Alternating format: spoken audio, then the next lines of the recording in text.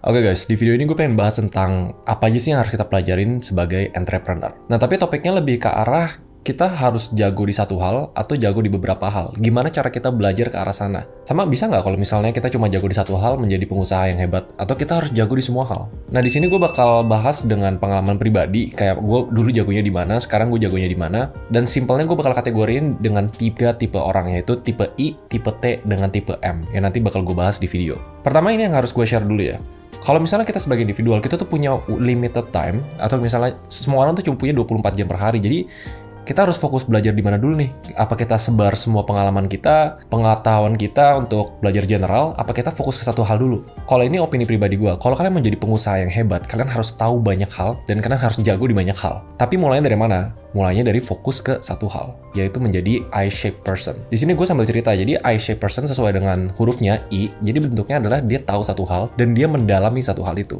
Misalnya kalau kalian berkarir sebagai paid marketer, jadi kalian dalami paid marketer, ngerti Facebook, ngerti Instagram, ngerti apa gitu. Kalau misalnya disuruh belajar yang lain, misalnya kayak creative campaign, atau misalnya kayak content marketing, ya nanti aja gitu. Kalian fokus ke satu hal dulu. Dan itu tipe pertama, yaitu tipe I. Salah nggak kalau misalnya orang memulai karir mereka dengan menjadi tipe I?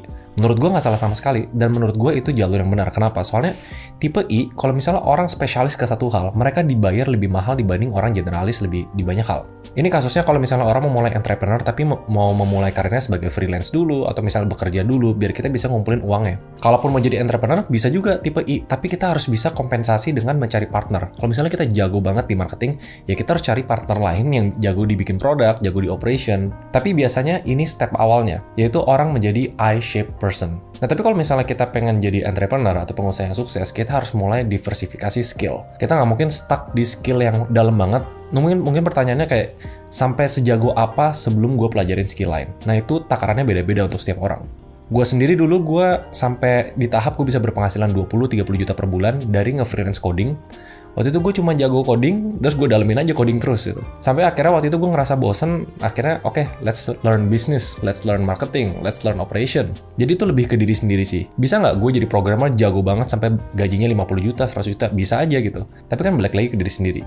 Nah, kalau ngomong topik diversifikasi, ini sama kayak gimana cara kita manage uang. Dan sesuai dengan sponsor kita hari ini. Thank you banget Indodax udah mau sponsor. Jadi sebenarnya kayak misalnya kita investasi saham, kita investasi reksadana. Jadi awalnya kita jago di saham, kita icip-icip yang lain. Kita investasi di kripto, kita investasi di reksadana, kita investasi di P2P. Kalau misalnya kita ngerasa jago, baru kita dalamin lagi, pelajarin kripto, pelajarin reksadana, sampai bisa jadi trading for a living. Nah, gue sendiri udah pernah coba kripto dari 2016-2017, dan waktu itu gue pakainya cuma Indodax. Karena menurut gue waktu itu Indodax itu top of mind, dan menurut gue salah satu yang paling terpercaya, paling tua sekarang. Nah, di Indodax tuh lo bisa jual beli kripto kayak Bitcoin, Ethereum, dan itu terawasi sama BPPT, jadi completely aman. Selama gue pakai Indodax sih transaksinya cepet, aman, dan nggak pernah nge-lag yang gimana-gimana banget. Dia nyala 24 jam dan chatroomnya juga aktif banget. CS-nya juga fast respon, kalian bisa mulai dari 10.000. Kalian kalau mau daftar Indodax, feel free, ada di link di bawah ini. Again, thank you Indodax for sponsoring. Kita back to topic.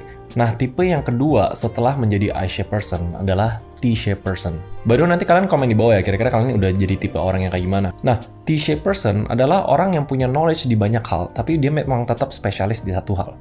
Misalnya kalau orangnya seorang marketing, dan dia mau punya posisi marketing manager, dia harus ngerti banyak hal. Misalnya kayak influencer marketing harus ngerti, content marketing harus ngerti, viral marketing harus ngerti, tapi dia mungkin cuma jago di satu hal aja. Kira-kira T-shaped person bentuknya kayak gini.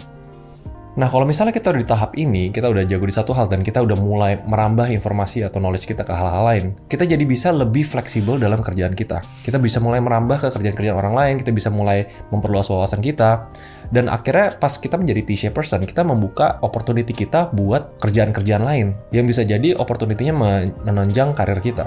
Nah, topik untuk sebagai entrepreneur, gue rasa sweet spot-nya tuh di sini, sebagai T-shaped person. Kalau misalnya kita memulai bisnis, tapi kita cuma ngerti marketing, tapi kita bener-bener nggak ngerti sama sekali bikin produk, desain, dan lain-lain, takutnya kalau misalnya kalian ketemu ke partner, kalian tuh bisa dikadalin. Kalian mau hire agency, kalian dikadalin gitu. Ada baiknya kalau misalnya sebagai entrepreneur, T-shaped person tuh sweet spot-nya. Jadi kalau belum terlalu jago, tapi misalnya nggak terlalu green juga, kalian udah ngerti banyak hal nih. As simple as waktu itu gue mulai bangun agency, tuh gue udah ngerti finance, sedikit gue ngerti marketing, gue ngerti administrasi.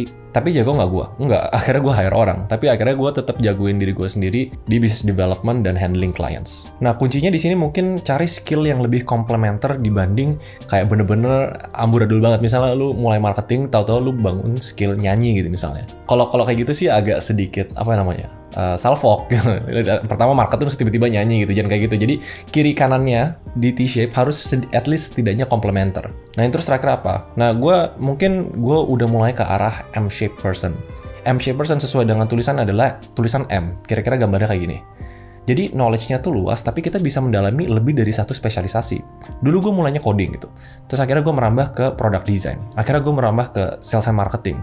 Dan sekarang lagi ngebangun ternak uang, gue lebih banyak ke data dan finance. Gue sih ngeliatnya hidup tuh kayak proses learning yang gak bakal ada habisnya sampai kita tua nanti. Jadi bisa jadi M tuh kan bentuknya cuma 3 tuh spesialisasi. Gue tuh harapannya gue pengen tetap bisa spesialisasi di banyak banget hal.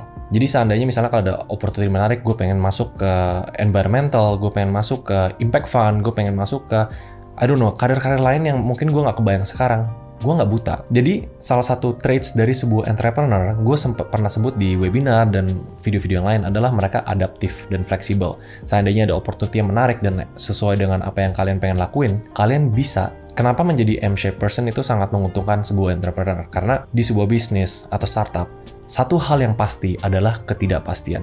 One day lu ngerasa fine-fine aja organisasi lu, terus tiba-tiba pandemi, lu harus tiba-tiba jago dalam organizational management untuk bisa navigasi semuanya kerja WFH. Nah kira-kira kayak gitu, 3 tipe person dan gue lagi ke arah yang M. Konklusinya adalah nggak ada salahnya sama sekali untuk memulai menjadi I-shape person. Dan rekomendasi gue, mendingan jago di satu hal dulu sebelum kalian mengeneralkan skill kalian. Jadi urutannya kayak gitu, I, T, lalu M. Kalau menurut kalian gimana? Kalian sekarang udah lagi di tahap mana? Kalian mau spesialisasi apa? Coba kita sharing-sharing, ngobrol di kolom komen. Mungkin konklusi terakhirnya kalau mau jadi entrepreneur, sebenarnya lebih membenefit menjadi generalis. Tapi kalau misalnya cuma generalis doang, nggak ada spesialisasinya, at the end, susah untuk kita ngebangun bisnisnya. Jadi, walaupun gue statementnya adalah lebih bagus generalis, tapi tetap harus ada spesialis di satu hal dulu. Ya beri cerita kalau misalnya kalian punya banyak banget duit, terus kalian bisa bayar-bayar orang semuanya, tapi kan nggak semua orang kayak gitu. Like always, kalau misalnya kalian punya opini, feel free untuk komen, subscribe, like, share, apapun itulah. I guess I'll see you guys in the next video.